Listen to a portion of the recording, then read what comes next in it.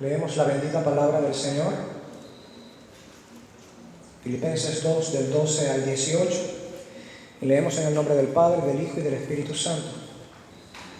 Por tanto, amados míos, como siempre habéis obedecido, no como en mi presencia solamente, sino mucho más ahora en mi ausencia, ocupaos en vuestra salvación con temor y temblor, porque Dios es el que en vosotros produce así el querer como el hacer por su buena voluntad.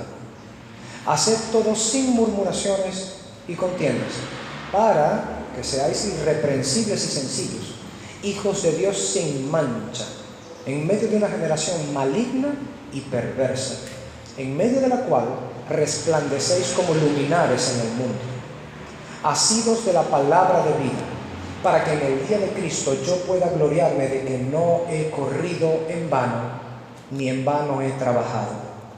Y aunque sea derramado en libación sobre el sacrificio y servicio de vuestra fe, me gozo y regocijo con todos vosotros. Y asimismo, gozaos y regocijaos también vosotros conmigo. Bendito y amado Padre Celestial, te agradecemos que en la muchedumbre de tus misericordias y piedades nos hayas renovado un nuevo día. Gracias. Tus misericordias son nuevas cada mañana. Bendito Dios.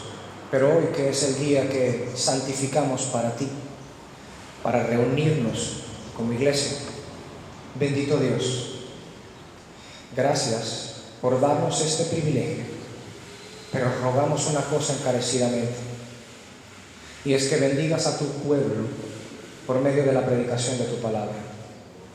Así como has bendecido nuestras almas por medio de cada una de las partes de este servicio a ti, así te rogamos que esta parte del servicio a ti no sea una excepción. Derrama bendición a nuestras vidas por medio de tu palabra. Sí, Señor, te ruego. Exhorta nuestra alma, reprende nuestro corazón cuando es debido, cuando es necesario para nosotros.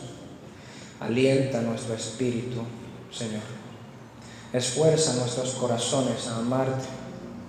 Alienta, Señor, nuestras mentes para querer aprender más de ti, aprender quién eres tú, conocerte, Señor. Ayúdanos, Dios. Nos encomendamos a ti para esto, porque sabemos que tú eres quien dispensa sabiduría, inteligencia, discernimiento, ciencia, entendimiento. Eres tú, Señor, quien lo da. De tu boca brota la sabiduría y el entendimiento. Y por eso vamos a tu palabra. Aquí delante de nosotros la tenemos para que hables a nuestras vidas por medio de ella. Dos cosas para cumplir esto te rogamos, Señor, y las que tú quieras añadir.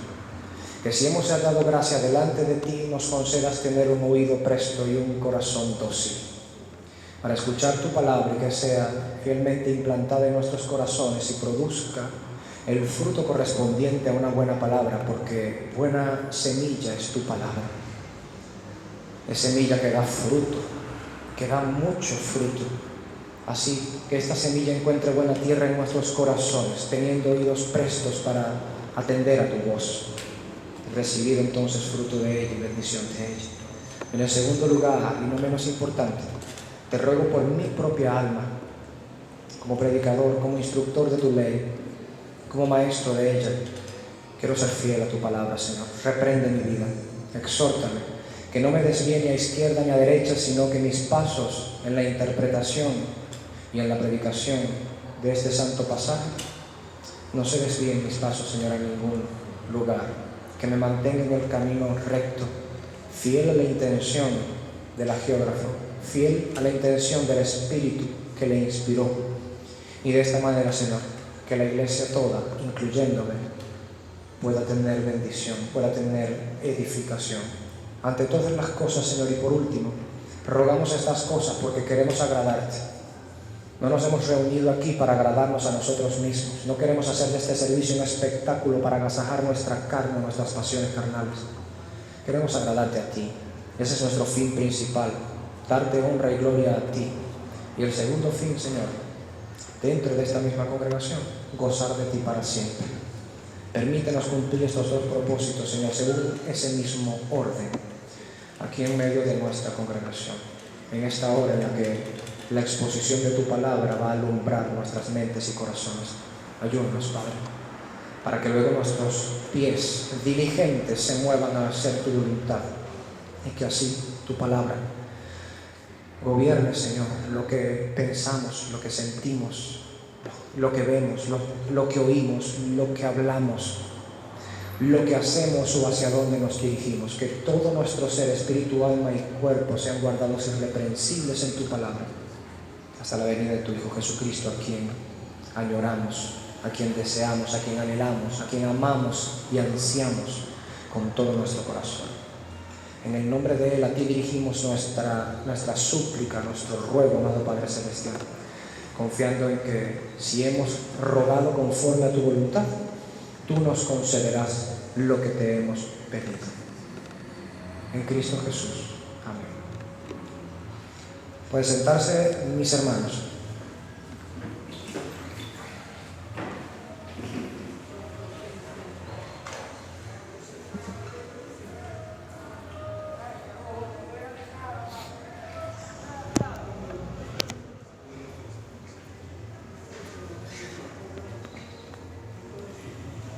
En el transcurso de nuestra exposición habíamos llegado hasta el versículo 14 del capítulo 2 de la carta de Pablo a los Filipenses. Veíamos cómo el apóstol Pablo, después de haber dado semejante ejemplo de Cristo, ¿no?, desde el versículo 5 y hasta el 11, la humillación de Cristo y luego, por lo tanto, la exaltación de Cristo, cómo motivaba, alentaba y al mismo tiempo exhortaba a los filipenses a ver el ejemplo de Cristo como precisamente un ejemplo a seguir, un ejemplo patronal, de patrón, de estándar, que lo viesen en su cometido, en su vida piadosa, humilde, abnegada, sacrificada, para honrar la voluntad del Señor y obedecer al Padre, y que entonces los filipenses pudieran ver sus requerimientos, lo que se les requiere a ellos en el Evangelio, y ellos pudieran abrazarse como Jesucristo a la palabra del Señor y obedecerla y ponerse a practicarlo aún cuando les llegase a costar la vida misma, así como a nuestro Señor Jesucristo, por la razón de que Dios a quien se humilla, Dios lo exalta. Así entonces el Señor, el apóstol Pablo, por medio de este ejemplo de Cristo, buscaba estimular la obediencia de los filipenses. Por eso comienza diciendo: por tanto, amados míos, como siempre habéis obedecido, no como en mi presencia, sino también ahora en mi ausencia, y ahora más que no estoy, ocupaos en vuestra salvación con temor y temblor, porque es Dios quien produce en nosotros el querer como el hacer según su beneplácito. Pablo entonces continuaba dándole aliento a ellos, diciéndoles: Dios no les ha abandonado, pero ustedes deben obedecer los requerimientos de la palabra del Señor. Tal es que el asunto, que Dios mismo produce en ustedes que quieran obedecer, y produce en ustedes el obedecer o llevar a la práctica. Es un deseo que no se queda en la intención meramente, sino que se cristaliza en la práctica, en la obediencia, se lleva a cabo. Hablábamos de eso, por supuesto, la semana antepasada. Y para llevar a cabo estas cosas, el apóstol Pablo comienza a dar algunas directrices. Por ejemplo, dice, y esto fue el tema de la semana pasada: haced todo sin murmuraciones y contiendas, utilizando vocablos que eran muy comúnmente encontrados en la Septuaginta, la versión griega de las Hebreas Escrituras, dándonos a entender, por supuesto, que los filipenses deberían guardarse de aquello que era un pecado comúnmente cometido por el pueblo de Israel en el desierto, y muchas veces, por supuesto, cuando ya fueron asentados en la tierra de Canaán. Murmuraciones y contiendas eran casi siempre el producto o la consecuencia de un corazón que no confiaba en el Señor y que terminaban luchando en contra de los mandamientos del Señor y luego apartándose del Señor, y por supuesto el Señor aplicando castigo o condenación a los desobedientes, murmuradores y contenciosos. Pero ahora el apóstol Pablo, y es nuestro tema del día de hoy, creo que nos vamos a pasar del versículo 15, ahora el apóstol Pablo nos da una nueva mirada con respecto a esto que él viene diciendo. Porque él dice, haced todo sin murmuraciones y contiendas, y luego pasa inmediatamente a decir, para que seáis irreprensibles y sencillos, hijos de Dios sin mancha en medio de una generación maligna y perversa, en medio de la cual resplandecéis como luminares en el mundo. Este solo verso tiene una cantidad de consejo bíblico increíble, y lo vamos a ir desglosando, como es costumbre. Vamos a irlo desglosando poco a poco para tratar de ganar de la palabra del Señor todo el provecho que podamos sacar de ella. Ahora, note cómo el apóstol Pablo, después de decir haced todo sin murmuraciones y contiendas, les dice para que seáis irreprensibles. Detengámonos un momento en esta sentencia. Vamos a hacer nuestro primer paréntesis en esta sentencia. Para que seáis irreprensibles. ¿A qué se refiere el apóstol Pablo? Note esto. Da, en medio de estas señales aquí, da 3 características que se supone van a aparecer en aquellos que cuando hacen toda la voluntad del Señor o se dedican a obedecer al Señor sin murmuraciones y contienda, comienzan a brillar estas características en ellos. Estas 3 características son, como él dice, irreprensibles, sencillos, hijos de Dios sin mancha. Estas 3 cosas las vamos a ver, por supuesto, detenidamente. Pero note que este vocablo del apóstol Pablo, para que seáis, nos asoma precisamente la intención de la reprensión de Pablo y del mandamiento de Pablo.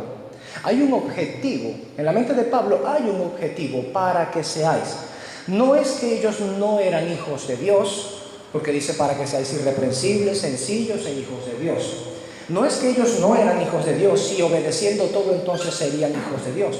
Él no está haciendo un llamado a ser hijos de Dios por medio de la obediencia, sino que ya que son hijos de Dios, para que se muestren como hijos de Dios, deben obedecer estas cosas y entonces llegar a ser o mostrarse ser de esta manera, de estas 3 características. Por eso él dice, para que seáis. El Hijo de Dios, el creyente, el cristiano, tiene el deber de modelar en su vida estas características. Hermanos, el creyente no puede decir que es creyente, digo puede en el sentido del deber, no debe decir que es creyente mientras él está viviendo alejado de aquello en lo que se supone es el fundamento de su profesión y fe. ¿Se entiende eso? Un creyente no puede venir y decir yo creo en el Señor Jesucristo, Él es mi Salvador, Él es mi Señor, y luego vivir en lo contrario a la irreprensibilidad, en lo contrario a la pureza, como lo veremos en su momento, y lo contrario a la santidad, es decir, vivir más bien en la mancha. Cualquiera que viniera a nosotros diciendo yo soy creyente en el Señor y comienza a vivir contra estas cosas, al menos por el testimonio de la persona, nos sentiremos movidos a pensar que el tal no conoce al Señor, porque no modela en su vida, en su conducta, la doctrina cristiana. Dice creer en algo que al final no lo practica. Este es el punto del apóstol Pablo cuando habla a los filipenses. Dado que ellos han creído en el Señor, dado que ellos se han aferrado al ejemplo de Cristo, ellos deben obedecer sin murmuraciones ni contienda las demandas o requisitos del Evangelio. Ahora que han creído, ellos deben obedecer. Y cuando la obediencia es llevada a cabo, una conducta consona con esa obediencia aparece en el creyente. Por esto, nunca debemos dejar de pensar que la santificación es el proceso en donde directa y necesariamente entra todo aquel que ha sido justificado por la fe. Como el apóstol Pablo dice en Romanos capítulo 6, diciendo que la santificación es el fruto de la justificación. Si nosotros verdaderamente hemos sido justificados por la fe ante Cristo, el fruto de ello en nosotros será la santificación, es decir, todo nuestro ser empezará a cambiar conforme a aquello que profesamos nosotros creer, la doctrina de nuestro buen Señor. ¿Se entiende? Amén. Ok, permítame hacer algunas definiciones antes de continuar con nuestro texto. Cuando el apóstol Pablo dice para que seáis irreprensibles, el vocablo que él utiliza, significa al menos estas cosas, según el Strong: irreprensible, sin falta y sin defecto. Irreprensible, sin falta y sin defecto. Eso significa el vocablo irreprensible. Allí, por supuesto, en el griego. Tiene en español estos tres significados, al menos o como mínimo. Porque hay otras ideas que debemos añadir a nuestra significancia de este vocablo. Noten lo que dice ahora el Helps. El Helps dice sin falta, por omisión o comisión, por lo tanto irreprochable, porque se es moralmente puro. Es una definición que nos da un poco más de contexto de lo que este vocablo significa, sin falta, ya sea por omisión o por comisión. Note, ¿qué significa esto? Por omisión es cuando alguien omite hacer algo que debe hacer. ¿Se entiende ese concepto? Y por comisión es cuando alguien comete algo que no debe hacer. Cuando se habla acerca de la irreprensibilidad en este contexto, se refiere precisamente a esto, al detalle externo de una persona que se guarda de no hacer aquello que Dios ha dicho que no se haga, pero de hacer aquello que Dios manda que se haga. Es decir, no dejar en omisión el deber. Con esto nosotros entendemos, y por la palabra del Señor por supuesto lo sabemos, que ir contra lo que Dios dice es pecado. ¿Cuál es nuestro concepto más básico de pecado? Pecado es transgresión de la ley. Ir contra lo que el Señor dice es pecado. Pero si alguien no va contra lo que el Señor dice, sino que omite lo que el Señor dice, o sencillamente es indiferente a lo que el Señor dice con respecto a alguna área o algún deber que el creyente tiene delante de Dios por estar en pacto con el Señor, ¿cómo le llamamos a eso? Pecado también. Porque es desobediencia a la palabra del Señor. La desobediencia no es únicamente irte en contra de lo que Dios dice, sino dejar de hacer exactamente lo que Dios dice. Eso también es desobediencia. Si yo le dijese a mi hijo, mira, ve a buscarme un vaso de agua, pero él se va y me busca la guitarra y la trae para acá, ¿puedo decir que él me obedeció? No, aunque se haya ido, y aunque la guitarra pese más que el vaso de agua, y aunque la guitarra haya estado más lejos que un vaso de agua, él no me ha obedecido. Su esfuerzo no fue para obedecerme. ¿Se entiende eso? Él ha omitido mi mandato y ha hecho su propia voluntad. Eso puede ser por muchas razones, porque no me haya entendido, porque no me prestó atención a lo que yo dije, o por otras razones. Pero ciertamente si yo he hablado claro y él me ha escuchado, es su responsabilidad obedecer, ¿cierto? Así Dios ha hecho por medio de su palabra.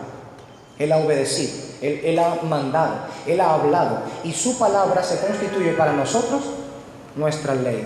Debemos atender su voz y obedecer su voz tal cual como Él lo ha mandado.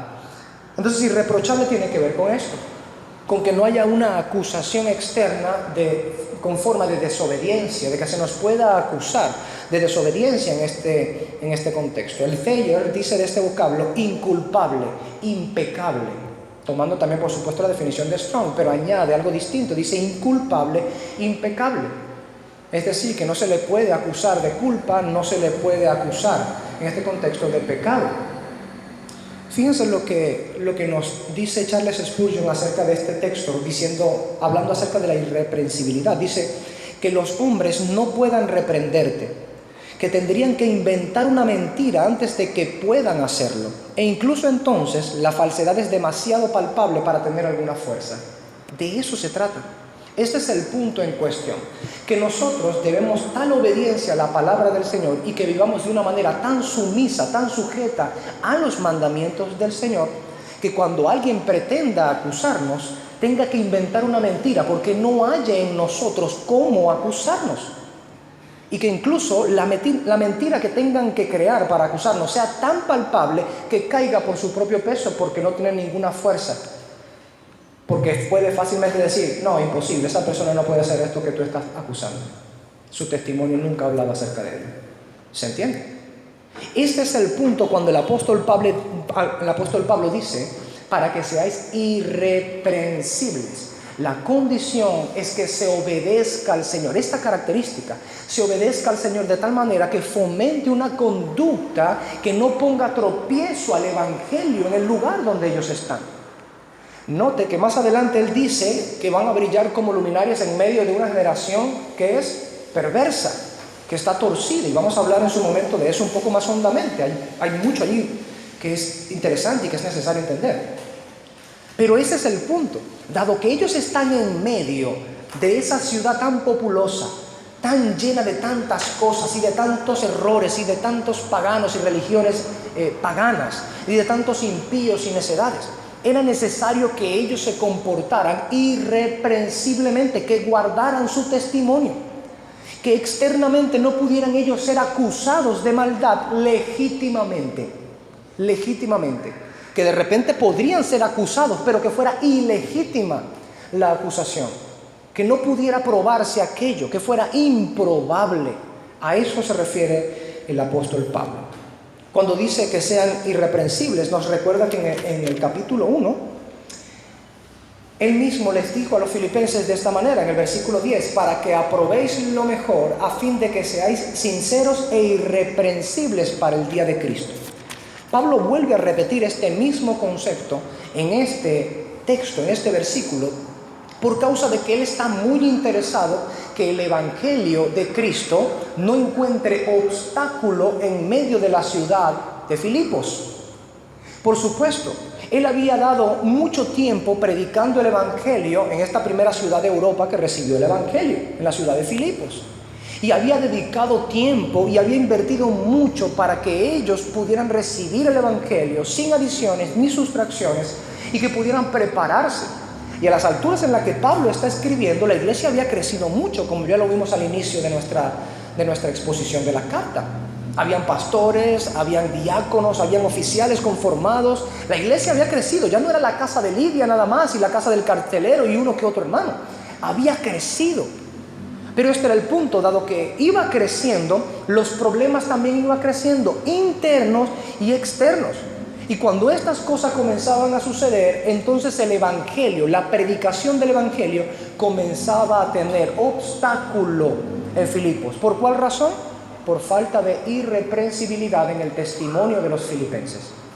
Los filipenses debían guardar su testimonio obedeciendo las demandas del Señor sin murmuración ni contienda, para que no hubiera nada que acusar de allá afuera hacia acá adentro. A menudo, hermanos, una de las acusaciones que suele recibir la iglesia cristiana para que los impíos no se acerquen al evangelio es el tropiezo mismo que coloca la conducta de los creyentes para el acercamiento de los impíos. Y solemos decir, bueno, no se acerca al evangelio porque es impío, y tiene razón. Pero si él muriera por su impiedad sería justo. Pero si él muriera por su impiedad, propiciando un obstáculo nosotros para que se acerquen al evangelio, nosotros seremos responsables de esa sangre. Este es el asunto. Cuando nos acercamos a predicar el evangelio a alguien y nuestra conducta sencillamente no modela la doctrina que estoy predicando, nosotros estamos, por supuesto, desobedeciendo al Señor. Con nuestros labios pareciéramos obedecer al Señor, sí, pero nuestra conducta está alejada de la congruencia. Están divorciados nuestros hechos de nuestras palabras, si es que verdaderamente predicamos el evangelio, que ese es otro punto en cuestión y harina de otro costal. Ahora, y para concluir con este punto y dar algunos textos en este punto de refuerzo, cuando el apóstol Pablo utiliza la palabra irreprensible aquí, llamando la atención de los filipenses para que su conducta y su testimonio no sea de tropiezo a los filipenses no creyentes, él les está hablando así, rememorando las palabras de Dios mismo cuando habló con Abraham. Recordemos que Abraham es conocido por todos los creyentes, judíos y gentiles, todos los creyentes en la fe evangélica, como el padre de la fe.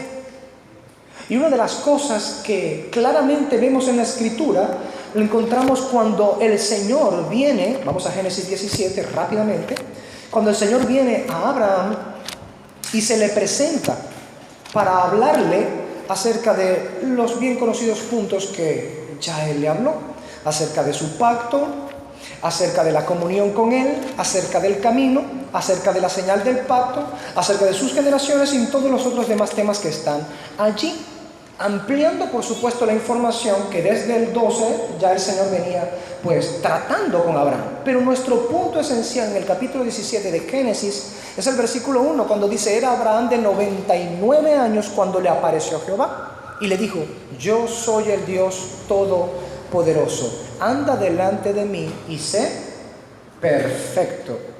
Esta palabra, perfecto, si bien el Génesis, como la mayor parte del Antiguo Testamento fue escrito en hebreo, en la versión de los 70 o la Septuaginta, que es una versión griega de estas escrituras y que por supuesto lo notamos, la utilizaban Cristo y los apóstoles en su tiempo, el término que utilizan para referirse a esta expresión, sé perfecto, es precisamente este vocablo que Pablo está utilizando al decirle a los filipenses, sean irreprensibles. ¿Me siguen hasta allí? Él está evocando precisamente aquel mandato de Dios a Abraham, diciéndole, mira, tú estás en pacto conmigo, así que anda delante de mí y sé irreprensible, anda delante de mí y sé perfecto. Nosotros sabemos por la palabra del Señor que Dios nos estaba refiriendo en este sentido, a un sentido espiritual, porque cada hombre sobre la tierra es pecador, lo era Abraham también, y en este contexto nadie es perfecto, nadie es irreprensible. A lo que Dios estaba, por supuesto, disparando en este contexto, es que externamente Él pudiera adaptarse y entonces conscientemente, genuina y honestamente, pudiera profesar y vivir la religión que decía tener, la comunión que Él decía tener con este Dios. Recuerde que cuando Dios estableció el pacto con Abraham, estaba aliándose, estaba estableciendo una alianza con Abraham. De ese modo entonces, esa comunión, esa alianza, ese pacto entre ellos, demandaba de Abraham el término que Dios le había colocado. Anda delante de mí y sé irreprensible. De alguna manera nos trae de vuelta, vamos a volver allá a Filipenses 2, habiendo leído este texto. De una manera, el apóstol Pablo trae a nuestra consideración lo que Dios había demandado de Abraham. ¿Por qué? Porque los creyentes filipenses habían entrado ahora al mismo pacto que Dios había hecho con Abraham. Y ahora eran participantes de las promesas que Dios había hecho a Abraham. Y que por lo tanto ahora los creyentes filipenses también tenían el deber, como Abraham, de andar delante del Señor y ser irreprensibles. Entonces, para que seáis irreprensibles. Hermoso. Pero responsables nosotros de llevarlo a cabo. Ahora, hermanos, y para continuar, en las Escrituras tenemos un imperativo en todas ellas de ser irreprensibles todo el tiempo. Por ejemplo, otra vez el apóstol Pablo, pero esta vez en 1 Corintios, en el capítulo 1, en el versículo 8, nuestro hermano el apóstol Pablo dice, el cual también os confirmará hasta el fin para que seáis irreprensibles en el día de nuestro Señor Jesucristo. Espera, aspira, desea y comanda que nos volvamos irreprensibles, que trabajemos en nuestra obediencia de la palabra del Señor para que nuestro testimonio no sea un obstáculo para el avance del Evangelio, para la predicación del Evangelio. Y esto debemos hacerlo hasta la venida de nuestro Señor Jesucristo. Es decir, siempre. Es nuestra conducta, es nuestro hábito de vida. Es en lo que nosotros deberíamos desenvolvernos como creyentes hasta la venida de nuestro Señor Jesucristo.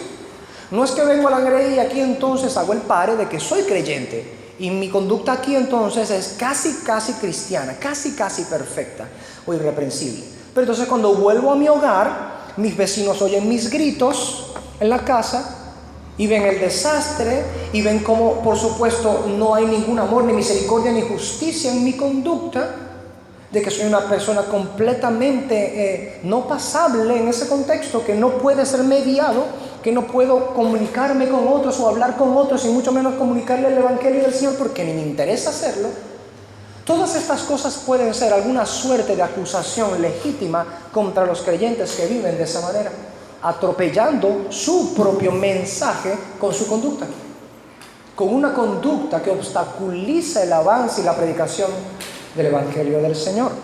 Primera Tesalonicenses 5:23, nuestro apóstol Pablo también habla acerca de ello. Eso es un texto que pueden anotarlo como mandamiento del Señor para nuestra irreprensibilidad. Primera Tesalonicenses 5, versículo 23. Dice, y el mismo Dios de paso santifique por completo y todo vuestro espíritu, todo vuestro ser, espíritu, alma y cuerpo, sea guardado irreprensible para la venida de nuestro Señor Jesucristo. Pablo está bien intencionado en este punto. Pablo está deseando que, por supuesto, el Señor culmine la obra en nosotros y nosotros podamos ser guardados irreprensibles para la venida de Cristo en todas las áreas de nuestra vida, incluye nuestros afectos, nuestros pensamientos, lo que decimos, lo que hacemos, todo nuestro ser debe ser guardado irreprensible. Cuando le escribe a Timoteo en su primera carta, primera a Timoteo 5:7, el mismo entendimiento del apóstol Pablo lo tenemos aquí. Él dice, manda también estas cosas para que sean irreprensibles. Cuando da órdenes para la iglesia, que son órdenes prácticas, les dice, manda para que sean irreprensibles. Enseña estas cosas y que las hagan para que sean irreprensibles. Entendemos con esto lo que hemos venido estudiando. Que para poder, por supuesto, tener una conducta irreprensible, necesitamos obedecer la palabra del Señor y someternos a ella, para que entonces no haya una acusación legítima contra nuestra conducta.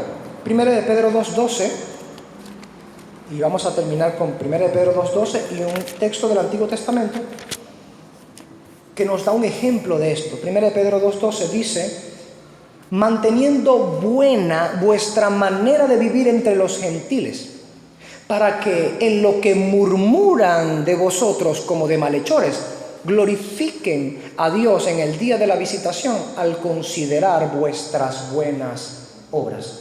¿De qué nos habla el apóstol Pedro en este lugar? Lo mismo que nos está hablando el apóstol Pablo en aquel otro lugar.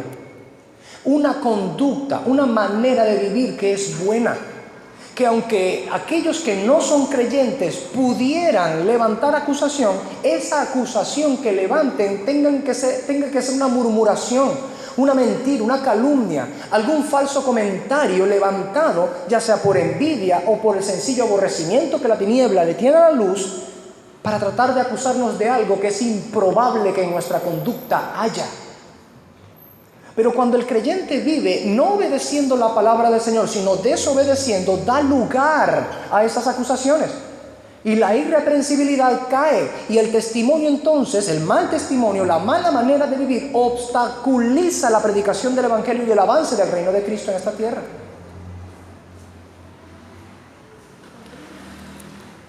Culminamos con este vocablo, con Daniel 6. Vamos rápidamente ya, Daniel 6. Tenemos que darle agilidad a nuestros dedos cuando buscamos la palabra del Señor, familiarizarnos con los textos de la palabra del Señor, con los libros. Daniel 6:4 dice, entonces los gobernadores y sátrapas buscaban ocasión para acusar a Daniel en lo relacionado al reino, mas no podían hallar ocasión alguna o falta, porque él era fiel y ningún vicio ni falta fue hallado en él. Entonces dijeron aquellos hombres, no hallaremos contra este Daniel ocasión alguna para acusarle, si no hallamos contra él en relación con la ley de su Dios. Listo, amén a la palabra. ¿Qué encontramos aquí? Que hay hombres que se dedican a esto también. Hay hombres que se dedican a sembrar obstáculo delante de los siervos del Señor, delante de los hombres del Señor. Pero que las acusaciones sean legítimas es muy distinto a esto que nosotros estamos viendo aquí. Daniel fue básicamente inspeccionado por sátrapas impíos y él resultó que a los ojos de los sátrapas no hallaban ningún vicio o falta con el cual acusarle. Su conducta era irreprensible. No había obstáculo. Ellos tuvieron que admitir, vamos a tener que buscar otra vuelta para agarrarlo. Vamos a tener que buscar otra vuelta. ¿En qué? Bueno, vamos a tratar de buscarlo con relación a la ley de su Dios. ¿Por qué? Porque vemos que es completamente celoso a la ley de su Dios. Vamos a tratar de maniatarlo por allí. La razón por la cual él no tenía vicio ni falta y era irreprensible es por la misma admisión de los sátrapas impíos, es porque él era muy celoso a la ley de su Señor. Porque él guardaba la ley de su Señor. Porque se apegaba y obedecía a la palabra del Señor. Luego su conducta, por supuesto, no tenía ningún vicio ni falta. ¿Se entiende hasta ahora, hermanos? Amén. Bien, volvamos a Filipenses capítulo 2. Esto es lo que el apóstol Pablo básicamente está llamando en reprensión a los filipenses creyentes, a los creyentes en Filipos, a la iglesia filipense. Que ellos puedan entonces tener una conducta que sea consona con el evangelio que ellos han recibido, el evangelio que ellos tienen el deber de predicar y el evangelio que por supuesto estaba expandiéndose en medio de la ciudad por medio del ministerio de esa iglesia. Que no fueran ellos culpables legítimamente de las acusaciones de aquellos que vivían en tinieblas, para que no prestaran servicio a Satanás en lugar de servicio a Dios. Ellos tenían que ir delante del Señor y ser irreprensibles, ser perfectos, como Dios le demandó a Abraham. Luego continúa en la segunda característica, el apóstol Pablo dice: haced todo sin murmuraciones y contiendas, para que seáis irreprensibles y sencillos. Y en este vocablo, sencillos, si bien se admite la definición sencillos, vamos a entender en qué sentido sencillo aplica en nuestro contexto, o en la intención del apóstol Pablo al escribir aquí que sean irreprensibles y sencillos. Según el Strong, sencillo significa, pues, sencillo también, simple, puro, no mezclado. Repito, sencillo, simple, puro, no mezclado. Vemos ahora a qué se refiere con sencillo, ¿verdad? Algo que tiene sencillez en sustancia, es decir, que no es heterogéneo, que no está mezclado, que no son dos sustancias, sino una misma sustancia, es homogénea, es pura, es simple, está no mezclada. El diccionario Helps dice acerca de este vocablo, akeraioi, que es el vocablo que Pablo utiliza, dice propiamente sin mezcla. No es una mixtura destructiva porque no está contaminada por motivos pecaminosos. Amplía más nuestro concepto de sencillo. Ahora ya aquí está hablándonos ya no de lo externo, ¿lo nota? Sino de lo interno.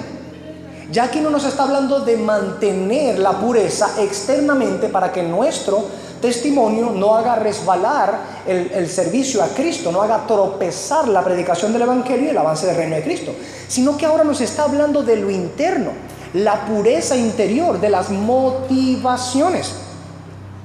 El Thayer dice: sin mezcla de maldad, libre de engaño, inocente, simple.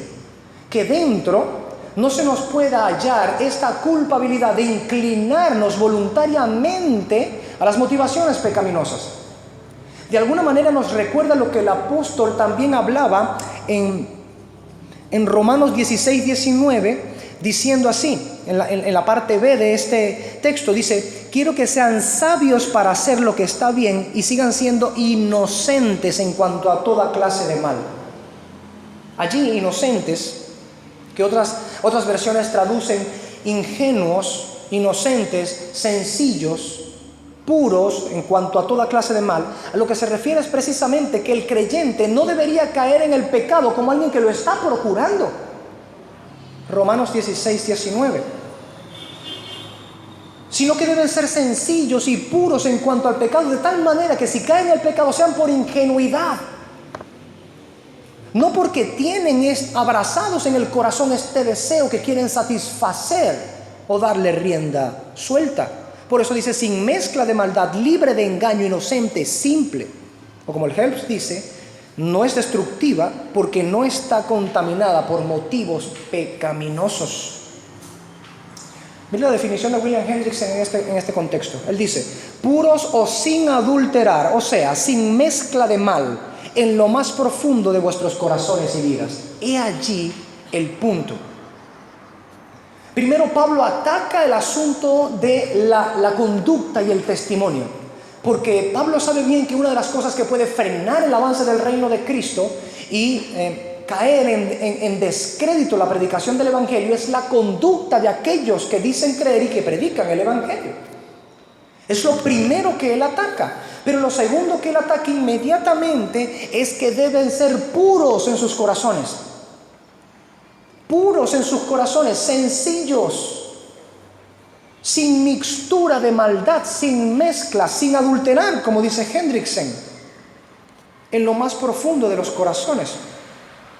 En cuanto al mal, ciertamente el creyente debe ser así. En su corazón no debe tener ansias por las inclinaciones pecaminosas. Así entonces tenemos que irreprensible, la primera característica hace referencia a lo externo. Y ser puro o sencillo hace referencia a lo interno, de luchar contra las inclinaciones del mal y no darle rienda suelta. Esto es lo que el apóstol Pablo habla de estas dos características. Y la tercera característica en nuestro texto en cuestión es para que seáis irreprensibles y sencillos, hijos de Dios sin mancha. Vamos a hacer otro paréntesis aquí en hijo de Dios sin mancha. Es muy común encontrar en las escrituras la expresión hijos de Dios. Cuando digo es muy común, me refiero a que por supuesto se entiende que el creador de todas las cosas, si bien engendró todo espíritu, aún así, y Él es Padre de toda la vida, aún así hay una forma especial en que el pueblo del Señor es hijo de Dios. ¿Se entiende eso?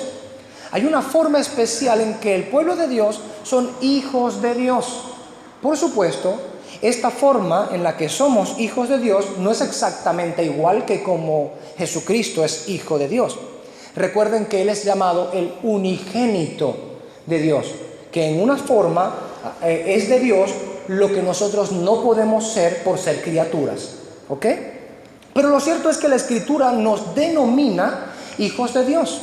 Ahora, cuando Pablo utiliza esta expresión en este contexto, es muy útil a nosotros considerar por qué él habla de esta manera. Los filipenses estaban empezando a tener problemas en medio de ellos y estos problemas estaban siendo de obstáculo para la predicación del Evangelio. La conducta debía ser regulada para que el testimonio pudiera ser fructífero afuera, ¿cierto? Sus corazones debían entonces aferrarse a la bendita palabra del Señor y no permitir inclinaciones ambiciosas o pecaminosas delante de ellos para no dividir desde adentro la iglesia. Pero en tercer lugar, este punto, hijos de Dios sin mancha. No es que no fueran hijos, es que dado que lo son, su conducta, tanto externa como interna, debe ser sin mancha. Notemos esto. Pablo utiliza esta expresión porque, como lo hemos visto muchas veces, él puede entonces enseñar a emular a Dios, dado que le llamamos Padre. Los hijos generalmente siguen detrás el camino de sus padres. Lo sabemos no porque la psicología nos lo diga, sino porque la palabra de Dios nos lo muestra, primero, y segundo, nuestra propia experiencia nos muestra que esto es así. Los padres modelan la conducta de sus hijos, quieran o no, lo van a hacer.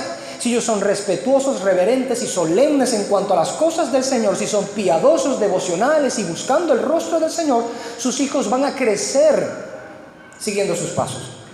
Pero si es lo contrario, por supuesto, sus hijos van a crecer siguiendo aquello otro que es contrario a la doctrina del Señor y a la conducta que es piadosa. Esto es por regla general lo que sucede. Por supuesto, hay algunas excepciones por la bondad del Señor y la misericordia de Dios. El punto aquí es que Dios nunca hace lo malo. Y si tiene hijos, los hijos deben seguir el ejemplo de su padre. Tienen la cepa de su padre, tienen el gen de su padre. La Escritura nos dice que nosotros fuimos engendrados no por voluntad de varón o de hombre, sino por voluntad de Dios. Hemos sido engendrados por Dios y por ello podemos llamar a Dios como Padre nuestro. Podemos orar junto con Jesucristo en el Padre nuestro, Padre nuestro que estás en los cielos, santificado sea tu nombre. Podemos decirle, tú eres mi Padre y yo soy tu Hijo. Podemos clamar, Abba, Padre. Esto es una verdad que todos nosotros como cristianos abrazamos. Pero el punto del apóstol Pablo primeramente es que para basar esto en lo que él está demandando, nosotros debemos procurar emular el carácter de nuestro Padre. Y es que llamamos al Padre, al que llamamos a Dios, nuestro Padre, y este Padre sin mancha. Por eso el apóstol Pablo busca que emulemos el carácter del Padre, llamándonos hijos de Dios. Es usual en él esto, hermanos. Miremos en Efesios 5. En la carta que está justamente anterior a la de nuestro objeto de estudio. En Efesios 5, en el versículo 1, dice, sed pues imitadores de Dios, ¿como qué? Como hijos amados, Sed pues imitadores de Dios como hijos amados. Ahí lo está, ahí lo ve. La imitación de la conducta o el carácter del Padre por medio de sus hijos. Es lo que ellos quieren emular, es lo que quieren seguir, es el camino en el que quieren andar. Es su Padre. Veamos esto también en boca de nuestro Señor Jesucristo. Mateo capítulo 5. El Señor, utilizando de la misma estrategia que por supuesto es válida y es una realidad, Él dice en Mateo 5, 48, dice: sed pues vosotros perfectos como vuestro Padre que está en los cielos es perfecto. Apela a la enseñanza del Padre y los hijos, siendo el Padre celestial nuestro Padre, para poder apoyar su enseñanza diciendo: sean perfectos. ¿Por qué? Porque aquel a quien llaman Padre es perfecto. Y esto es algo que va en toda la Escritura. Si a Dios lo invocas por Dios, sométete a su voluntad y sigue su camino. Si a Dios invocas por Padre como Hijo, sométete a su voluntad y entonces, por supuesto, sé como Él. Coloque, por supuesto, esta palabra o mi sentencia en contexto, ¿no? No vaya a ser adulterada mi proposición. Así entonces, esta enseñanza para emular al Padre como hijos es lo que se propone el apóstol Pablo aquí. Ahora, ¿cuál es el punto? ¿Que emulemos al Padre sin más? No, que emulemos al Padre en tocante en su carácter de sin mancha, de pureza. Todo lo que el Señor hace internamente y afuera, todo lo que el Señor es internamente y lo que Él es afuera es sin mancha. Y esto es lo que se propone el apóstol Pablo cuando le dice a ellos que sean irreprensibles, sencillos e hijos de Dios sin mancha, que se comporten como su Padre Celestial sin mancha. Es un interés que el apóstol Pablo ha tenido casi en todas sus cartas. De hecho, toda la Escritura nos habla acerca de ello, de la santidad de Dios y cómo nosotros tenemos que buscar la santidad del Señor. Recordemos cómo, por ejemplo, la Escritura dice, dentro de un rato lo vamos a citar: sed santos. ¿Por qué?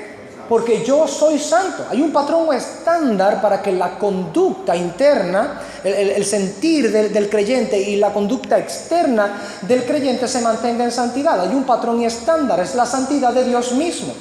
Son mis hijos, yo soy santo, son mis hijos, yo soy el Padre es santo, mis hijos deben ser santos. No deben ser una generación torcida y perversa. Deben ser hijos santos. Deben ser hijos que procuran seguir el camino del Padre que tienen, el Padre Celestial. Ahora, miremos esto en la pluma del apóstol Pablo nuevamente. Este deseo por la santidad de la iglesia, por la pureza de la iglesia, interna y externamente, porque esté sin mancha. Vamos nuevamente a Efesios, pero en el capítulo 5 vamos a leer el versículo 27. El apóstol Pablo dice, hablando acerca de la analogía del matrimonio entre Cristo y la iglesia, dice: a fin de presentársela a sí mismo como una iglesia gloriosa que no tuviese, ¿qué cosa? Mancha, ni arruga, ni cosa semejante, sino que fuese santa y sin mancha. 2 veces en el mismo texto. Antes de eso dice que Jesucristo la ha tomado para santificarla, habiéndola purificado en el lavamiento del agua por la palabra. Esto por supuesto es una verdad irrigada por toda la Escritura. Dios quiere un pueblo santo y muchas veces se nos llama santos en el Señor, los santos del Señor. Y muchas veces se le llama al Señor en la Escritura el Santo de Israel, el Santo del pueblo del Señor. ¿Por cuál razón? Porque esta conexión pactual que hay entre Dios y su pueblo demanda del pueblo andar como Dios anda en ese contexto. Eso no es extraño. Todos aquellos que dicen creer en el Señor deben andar como Él anduvo, dice el apóstol Juan. Todo aquel que dice confiar en el Señor debe andar como Él anduvo. Así entonces debemos ser hijos sin manchas. Fijémonos claramente en lo que dice Colosenses. El apóstol Pablo, en Colosenses capítulo 1, nos repite la misma idea de lo que Jesucristo hizo por medio de su muerte y su resurrección para con nosotros. Colosenses 1:22 dice: en su cuerpo de carne, por medio de la muerte, para presentarnos santos y sin mancha e irreprensibles delante de Él. Nuevamente allí presente la idea. La irreprensibilidad está allí. La santidad está allí. El estar sin mancha está allí. La iglesia del Señor debe ser una iglesia sin mancha, sin arruga, ni cosa semejante. Ciertamente, en la parucía del Señor o en la segunda venida del Señor es cuando nosotros alcanzaremos la glorificación y no habrá ni un ápice de mancha en nuestras vestiduras. Pero eso no nos debe dirigir a nosotros diciendo, bueno, ya que al final del tiempo y la época y la era, cuando Dios pues considere que ya es apropiado y el Hijo venga en gloria, como es en aquel tiempo en el que yo seré glorificado y ahí sí es verdad que no voy a tener ni un ápice de mancha, pues ¿para qué limpiarme? ¿Para qué mantenerme sin mancha en medio de esta generación manchada? ¿Para qué? Cuando llegue el Señor es que verdaderamente voy a estar sin mancha, porque por más que yo me esfuerce, igual voy a tener mancha. Quien piensa de esta manera, hermano, no piensa como creyente. No ha nacido de Dios su Padre, no ha nacido del Padre. Está muerto en delitos y pecados y por eso ansía permanecer en aquello que le es natural. Pero un hijo de Dios no ansía permanecer en el pecado, lucha contra el pecado, se guarda en pureza, en santidad, en irreprensibilidad y lucha contra cualquier forma o sombra de mancha en sus vestiduras. Y toda vez que se ve a sí mismo y ve las vestiduras que el Señor le ha dado y ve el arrojo de alguna pequeña mancha que su desobediencia ha causado, se aflige en su corazón porque quiere ser como su Padre sin mancha y procura seguir el camino de su Padre sin mancha. Eso significa ser hijos de Dios sin mancha. Emular al Padre. Como Él es sin mancha, sus hijos procuran ser sin mancha. Vamos a 2 de Pedro capítulo 3 rápidamente. En 2 de Pedro capítulo 3 encontramos que en el versículo 14 nos dice el apóstol Pedro: por lo cual, oh amados, estando en espera de estas cosas, se refiere a que Cristo viene y nos dará el cumplimiento de las promesas de cielos nuevos y tierra nueva. Por lo cual, oh amados, estando en espera de estas cosas, procurad con diligencia ser hallados por Él sin mancha e irreprensibles, en paz. Para aquellos que piensan, bueno, ya es que es en la glorificación que estaré sin mancha. ¿Para qué? ¿Para qué molestarme en buscarla en esta tierra en donde hay tanto charco en este mundo? Pues ciertamente hay mucho charco en este mundo. Y como decía Adrian Rogers, el que no quiere resbalarse debe evitar caminar en lugares resbalosos.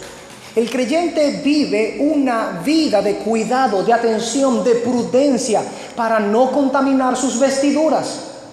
Para que sus vestiduras se mantengan sin mancha, porque Cristo viene por una iglesia sin mancha, irreprensible, en santidad, siendo santa como Dios es santo. Clamamos a Dios por Padre. Y Dios el Padre es santo. Y Dios el Padre es sin mancha. Sus hijos deben ser sin mancha. De esto Juan Calvino en su comentario dice que Dios nos adopte debe ser un motivo para una vida impecable, para que en cierto grado podamos parecernos a nuestro Padre. Así es. Precisamente esa adopción que Dios nos ha hecho es un motivo para vivir una vida impecable. Si verdaderamente alguien clama diciendo: yo he sido adoptado por el Espíritu de Dios y en Cristo Jesús he recibido herencia y el Padre Celestial ahora eres mi Padre Celestial, y vive de una manera contraria a la naturaleza santa y sin mancha del Padre, el tal se engaña a sí mismo. Se engaña a sí mismo. ¿Qué diría usted, hermano? Usted va y visita, por ejemplo, una licorería los fines de semana y encuentra un borracho tirado en una zanja, y si medio todavía le puede contestar, si usted le pregunta: ¿usted cree en Jesucristo? ¿Usted cree que Dios es su Padre? ¿Qué cree usted que el borracho le va a decir si puede hilvanar alguna palabra? Inmediatamente va a decir: claro que sí, creo en Dios. Y así, en adelante, ¿no? Inmediatamente quizás, si todavía le queda algo de conciencia, comenzar a justificarse. Todo el mundo tiene errores, nadie es perfecto. Y así, ¿para qué? Porque reconoce que no es en su naturaleza, ni aspira, ni practica, ni desea ser lo que Dios es en su naturaleza. Está alejado. El Hijo de Dios no es así. Y utilizo, por supuesto, una hipérbole, una exageración con respecto al caso del borracho que casi no puede hilvanar palabras y su conciencia casi no puede responder sensatamente a alguna pregunta. Y serán los casos, créanme. Pero tomo eso como ejemplo es para mostrar precisamente que los hijos de Dios tenemos un deber. Que así como la profesión de labios de un borracho atestado de licor, tirado en una zanja, en una esquina, la profesión de los labios de él se vuelve vana por cuanto su conducta no es consona con ello y en su corazón no tiene las aspiraciones santas que caracterizan a un hijo. Así cualquiera que sentado en una silla de iglesia y que celosamente día tras día viene a una congregación, pero su profesión se divorcia de su deseo en el corazón de ser santo como el Padre y su conducta de ser santa como la naturaleza del Padre, se engaña a sí mismo como el borracho que está tirado en la esquina de la zanja. Y hace peor su pecado el que tal hace, porque toma el nombre de Dios en vano y habita en medio de un pueblo santificado. El castigo es mayor, dice la Escritura, porque el juicio empieza, es por la casa y estará en medio de la casa de Dios. Así entonces, el ser adoptados por el Señor debe ser un motivo para una vida impecable, hijos de Dios sin mancha. Estas tres características, hermano, el apóstol Pablo las toma precisamente porque era necesario que los creyentes filipenses, la iglesia en Filipos, entendiera que ellos tenían una responsabilidad con Cristo y con el Padre por medio de Cristo. Ellos han entrado en pacto con el Señor, han sido hechos herederos de las promesas hechas a Abraham por medio de Cristo y por lo tanto ellos deben ser irreprensibles, sencillos e hijos de Dios sin mancha. Pero hay una razón más, no una característica, sino una razón más por la cual estas características debían tenerlas ellos. Y es lo que el texto dice, en medio de volvamos a Filipenses 2. ¿Dónde están los filipenses? En medio de una generación maligna y perversa. En medio de una generación maligna y perversa. Hermanos, ¿en medio de qué generación estamos viviendo nosotros? ¿Buena y santa y apartada para el Señor? ¿Esa es la generación en la que estamos nosotros viviendo? No, es maligna y perversa. Y lamentamos decir que no solamente es externamente a la iglesia maligna y perversa, que es lo natural, sino que incluso está sucediendo que para los adentros de la iglesia actualmente se están levantando generaciones malignas y perversas, homosexuales como pastores y ministros de las iglesias. Se condona el pecado fácilmente. La fornicación y el adulterio es sencillamente abrazada en el seno de las iglesias. Las mentiras, la codicia, la lujuria, el robo y el hurto es descaradamente abierta dentro de las iglesias en la actualidad. En medio de una generación perversa y torcida estamos viviendo. Se asemeja de alguna manera, mi conciencia trae a memoria lo que veía el profeta cuando el Señor lo levantó y lo llevó en visión y veía que el templo del Señor, nada más y nada menos, el lugar en donde su presencia era derramada y entonces la congregación de los santos recibía de él, de Dios, la bendición, dentro del templo, en sus compartimientos, en los lugares más santos, vómito había en las mesas de los ministros que borrachos vomitaban en las mesas. Había entonces fornicación, adulterio, lujuria, placeres vanos, desviados del Señor, aquellos que se supone tenían que ministrar al pueblo en santidad para que ellos también, por supuesto, fueran dirigidos a la santidad. Una generación corrupta, manchada, una generación torcida y perversa, maligna. Con estas palabras el apóstol Pablo también estaba haciendo una referencia, ¿sabe? En el griego, el apóstol Pablo está utilizando estos dos vocablos que hacen referencia a lo que la Septuaginta en Deuteronomio 32 hablaba Moisés en su despedida, acusando al pueblo de Israel que se mantuviera celosamente obedeciendo al Señor y que no se comportaran de una manera pecaminosa contra aquel que les había dado todo y que los había salvado. De alguna manera el apóstol Pablo Quizá pensando, por supuesto, en la probabilidad de su muerte, aun cuando tenía el deseo y la confianza de que Dios podía salvarle y llevarle nuevamente a los filipenses, como de hecho pasó, acontece que toma esa situación para hacer un paralelo con Deuteronomio 32 y la despedida de Moisés para el pueblo de Israel, para decirles que ellos no se comporten como llegó a comportarse Israel, siendo una generación torcida y perversa, sino que más bien ellos sean los que como hijos de Dios sin mancha se mantengan dentro de esa generación perversa y torcida, alumbrando con la luz del Evangelio, como veremos ahora. Vamos a ir para rememorar este texto a Deuteronomio rápidamente.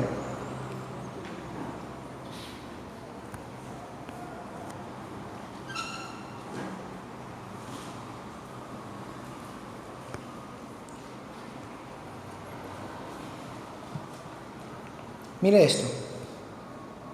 Esto es una reprimenda pues muy fuerte. Voy a leerlo en la versión Reina Valera y luego lo leeré en otra versión. Deuteronomio 32, versículos 4 y 5, para que veamos el contraste y la acusación. De hecho, vamos a leer el 6 también, 4, 5 y 6. Lo central, las palabras utilizadas por Pablo, que son tomadas de la Septuaginta, la versión griega del Antiguo Testamento, están en concreto en el versículo 5, como lo veremos. Pero vamos a leer 4, 5 y 6. Dice: Él es la roca cuya obra es perfecta, porque todos sus caminos son rectitud, Dios de verdad y sin ninguna iniquidad en él, es justo y recto. Y luego dice: la corrupción no es suya, no es de Dios, de sus hijos es la mancha, generación torcida y perversa. En esta fraseología se utilizan las dos palabras que estamos aquí estudiando. Generación torcida y perversa. ¿Así pagáis a Jehová, pueblo loco e ignorante? ¿No es Él tu Padre que te creó? Él te hizo y te estableció. ¡Wow! Parece ser que Moisés estaba encendido en indignación santa y en celo por velar por la santidad del Señor y por la obediencia de un pueblo que, en vez de parecerse a su Padre que lo creó y lo estableció, se comportaban como una generación perversa y torcida. Y este es el punto, que lo que precisamente Pablo no quería era que ellos se comportaran como una generación perversa y torcida, sino que la generación perversa y torcida estuviera fuera de ellos. Y ellos, en medio de esa generación perversa y torcida, emulando la conducta del Padre Celestial, la naturaleza santa y sin mancha del Padre Celestial.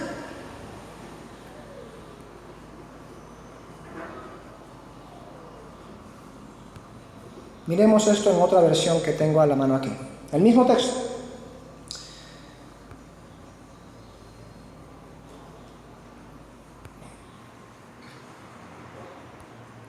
Lo leo en la Vulgata de Torres Amat.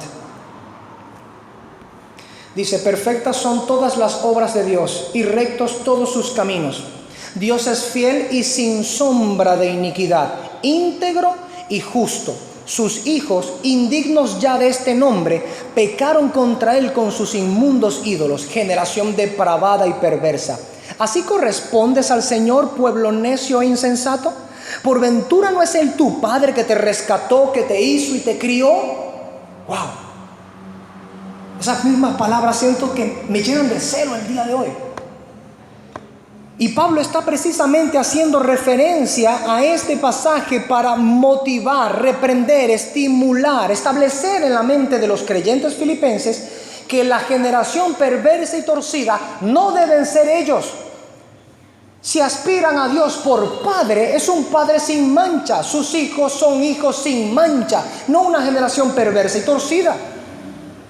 Los hijos de Dios son, santos son y habitan sí en medio de una generación perversa y torcida, pero no para congraciarse y emular la conducta de la generación perversa y torcida, sino para, estando en medio de esa generación, emular la conducta del Padre, santa, íntegra, justa, sin mancha ni arruga. Miren esto, una expresión igualmente utilizada Vamos a Hechos capítulo 2.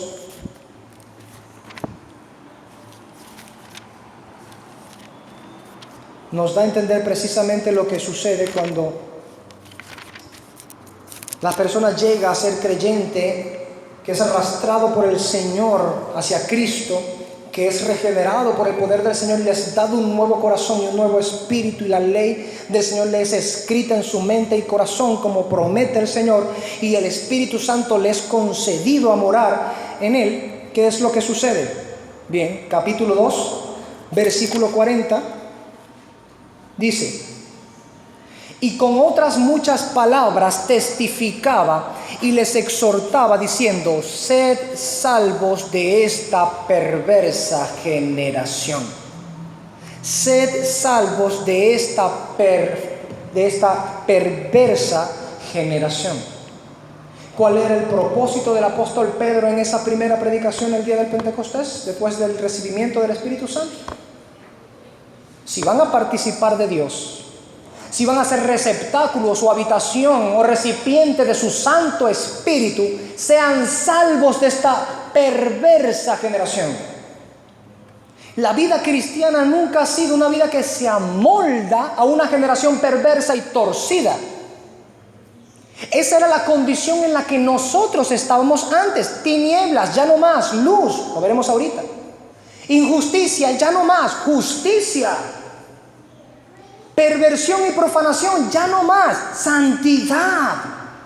Ser salvos de la perversa generación es ya no vivir más en la perversidad de esa generación. ¿Cómo podemos ser salvos de la perversa generación siendo perversos también? Por suerte que hay alguno que piense que puede ser salvo de las consecuencias de la perversión mientras todavía sigue viviendo en la perversión. Mal engaño es este. Engaño del diablo es este. Que alguno pueda pensar que puede ser salvo de las consecuencias de la perversión mientras todavía continúa viviendo en la perversión de esta generación. Está bajo la potestad del príncipe del aire. Está engañado y es por naturaleza hijos de ira. Solamente una cosa le aguarda al tal que se ha engañado a sí mismo: la condenación.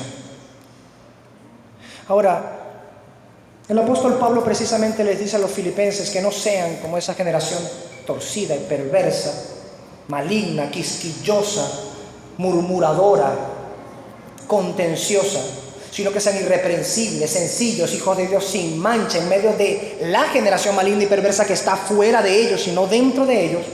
¿Por qué? Porque estando ellos en medio de esa generación perversa y torcida, él dice: en medio de la cual resplandecéis como luminares en el mundo. Resplandecéis como luminares en el mundo. ¿Qué es lo que por implicación primeramente el texto nos está diciendo? El mundo es, por naturaleza propia, siempre una generación perversa y torcida. ¿No es verdad? Por supuesto, es una generación perversa y torcida. Ellos habitan en tinieblas. En las tinieblas tenebrosas del pecado están ellos sumergidos. Pero el creyente no pasa así con el creyente no se amolda a las tinieblas. Él fue arrancado de la tiniebla a la luz admirable de Cristo. ¿No nos dice esto la Escritura?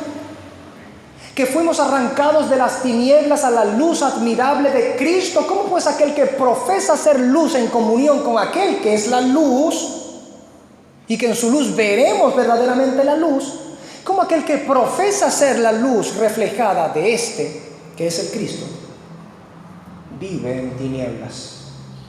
¿Cómo puede amalgamarse con las tinieblas? Es impropio de la naturaleza de aquel que es hijo del Dios de luz. Ahora, esa misma palabra que Pablo utiliza aquí como luminares o luminaria es usada también en la Septuaginta para lumbreras. En Génesis capítulo 1, cuando el Señor trae a la creación las lumbreras y las establece en el cielo para guía de las épocas y distinciones de los tiempos y períodos, en ese contexto, en la versión griega de las Escrituras, es utilizado el vocablo para luminarias que Pablo está utilizando en este contexto. En la mente del apóstol Pablo, trayendo ese juego de palabras en Génesis, Se nota entonces la intención que el apóstol tiene, se hace evidente la intención de lo que él quiere comunicar a los filipenses creyentes. Es decir, así como Dios había hecho resplandecer de las tinieblas la luz, así Dios había hecho resplandecer en medio de las tinieblas de Filipos la luz del Evangelio. Primero. Segundo, y así como las lumbreras habían sido creadas y colocadas en el cielo para guiar y mostrar los tiempos y épocas, así los filipenses estaban allí para mostrar a otros con predicación y buen testimonio cuál era el día de la salvación. Y tercero, y así como las lumbreras menores no iluminan con brillo propio, sino que resplandecen reflejando la luz de la lumbrera mayor, así los creyentes debían resplandecer reflejando la luz del Evangelio de Cristo, quien es el sol de justicia, en medio de la penumbra, la tiniebla de pecado y maldad que había en Filipos.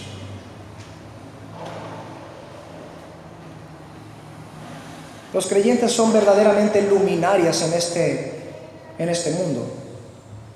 Y esta idea está por doquier en la Escritura revelada. No hace falta ser exhaustivos.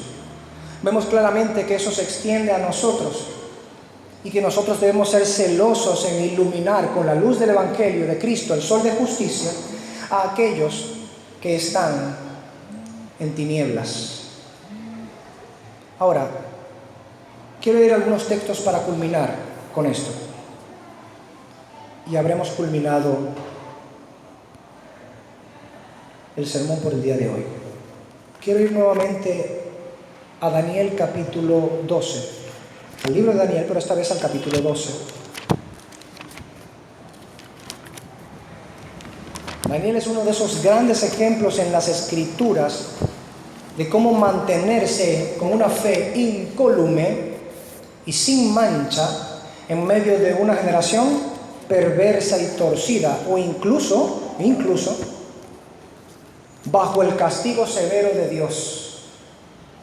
Seguir siendo fiel al Señor, aún bajo el castigo del Señor, que por supuesto ellos habían sido llevados, asediados, y luego fueron por supuesto exiliados, llevados como cautivos a Babilonia.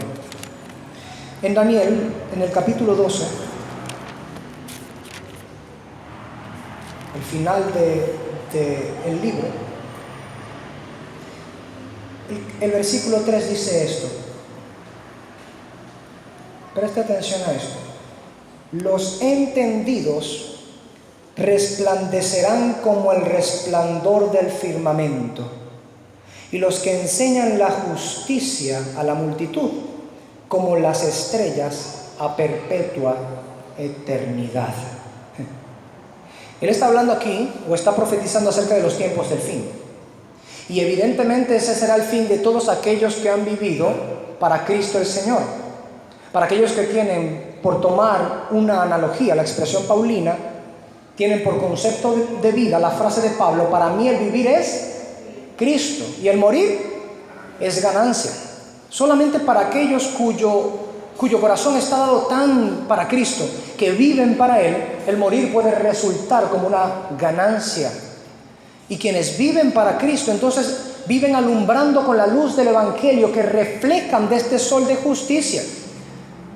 Y si bien no pueden reflejar la luz tal cual como debería, y el creyente gime porque no puede reflejar la luz del sol de justicia como debería, aún así le es prometido que al final del tiempo Él resplandecerá en el firmamento.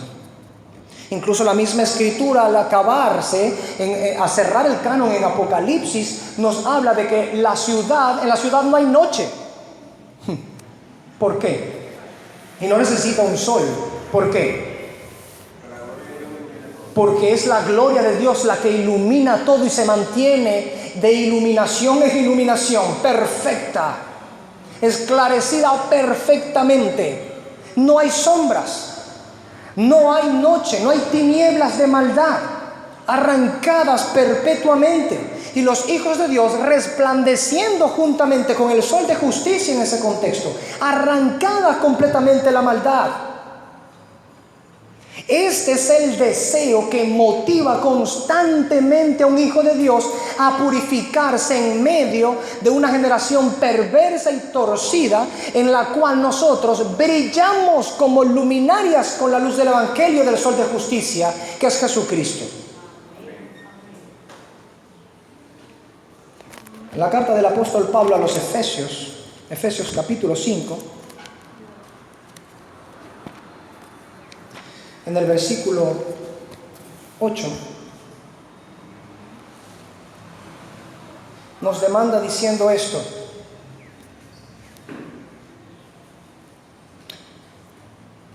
vamos a leer desde el 6 hasta el 8.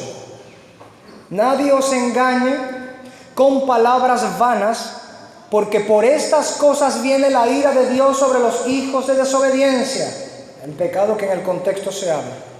No seáis pues partícipes con ellos, porque en otro tiempo erais tinieblas, mas ahora sois luz en el Señor. Andad como hijos de luz. Es lo mismo que el apóstol Pablo está diciendo a los filipenses en el capítulo 2, en nuestro estudio en cuestión. Andad como hijos de luz. Hay una generación perversa y torcida que está afuera. Ustedes, como hijos de Dios sin mancha, brillen como luminarias en medio de la tiniebla de esa generación perversa y torcida. Andad como hijos de luz. Porque hay algunos que claman a Dios por Padre, pero su vida es tiniebla. Y pueden ser legítimamente acusados. Y no hay pureza en sus motivaciones. Y no se guardan de la mancha del mundo, sino que viven de charco en charco. Pero ellos dicen tener a Dios por Padre. Si somos hijos de luz, escrito está: andad como hijos de luz. Y concluyo con las palabras de nuestro Señor Jesucristo en Mateo capítulo 5. Mateo capítulo 5.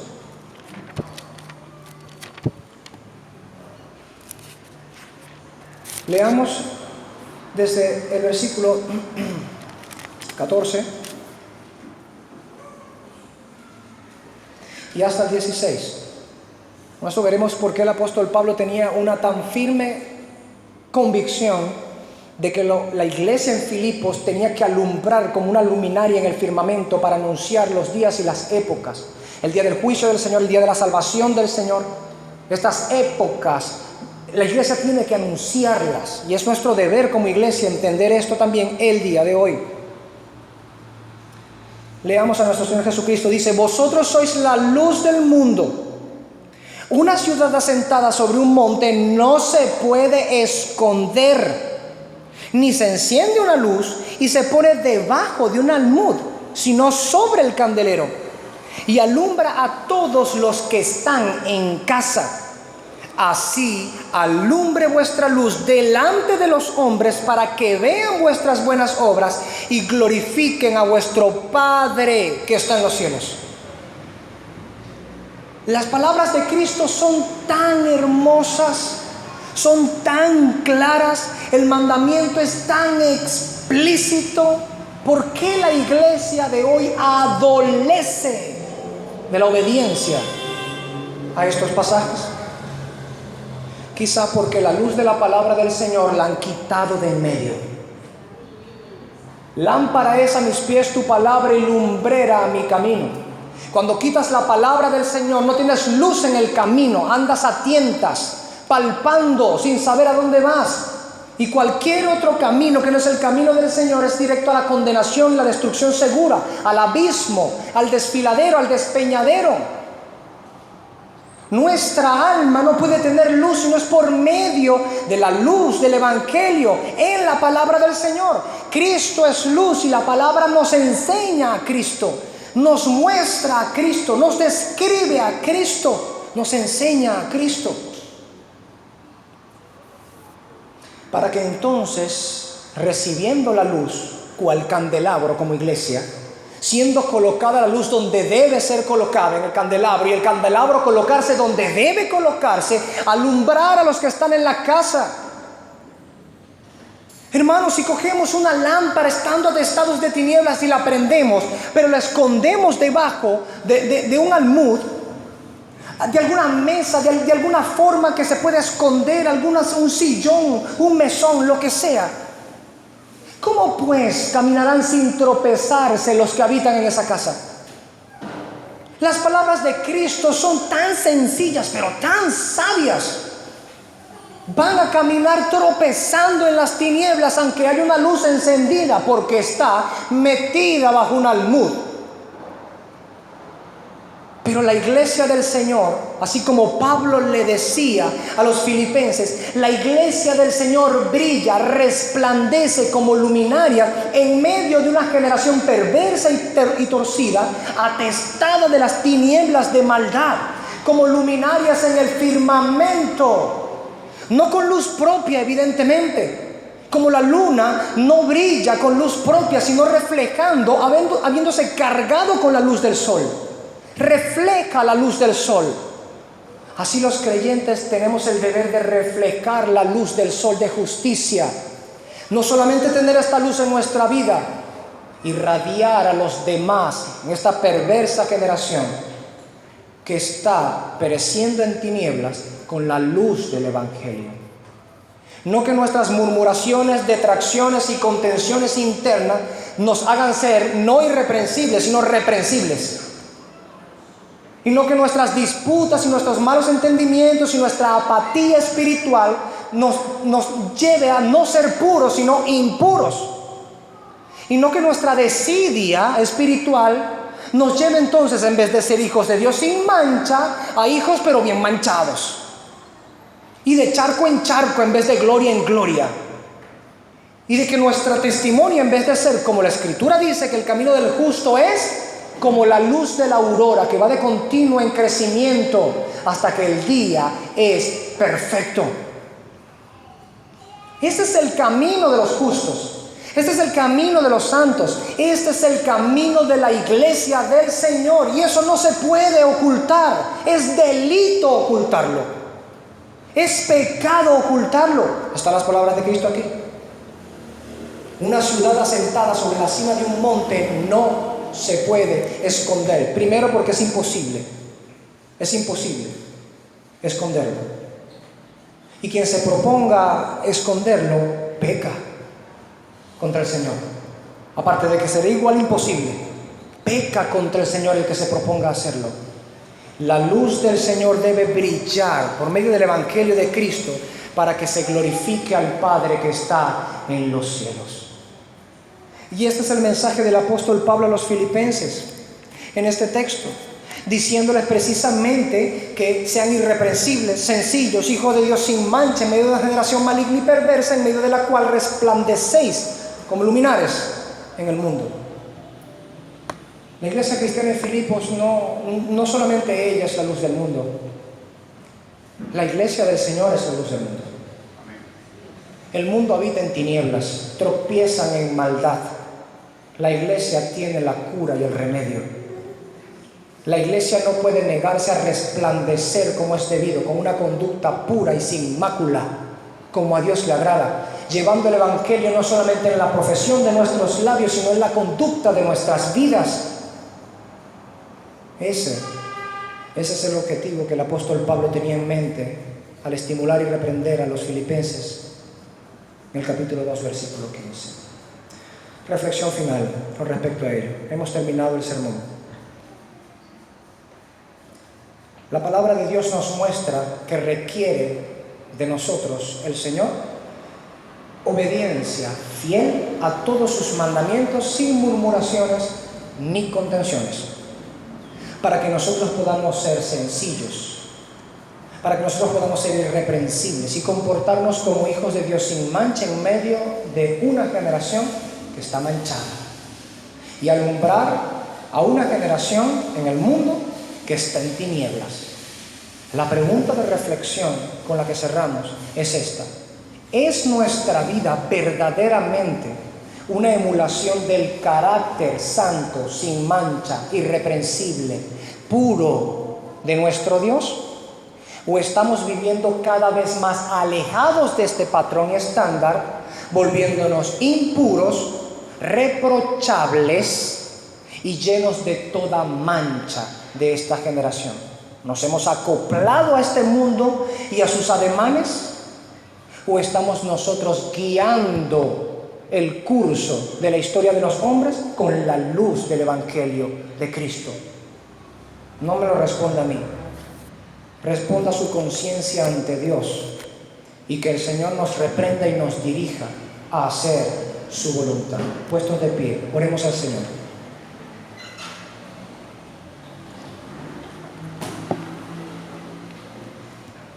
Amado Padre Celestial, Señor bueno, grande y misericordioso, ciertamente, bendito Dios, la exposición de tus palabras alumbra y da entendimiento a los simples. Y nosotros, hastiados de la simpleza, queremos vivir verdaderamente en tu sabiduría.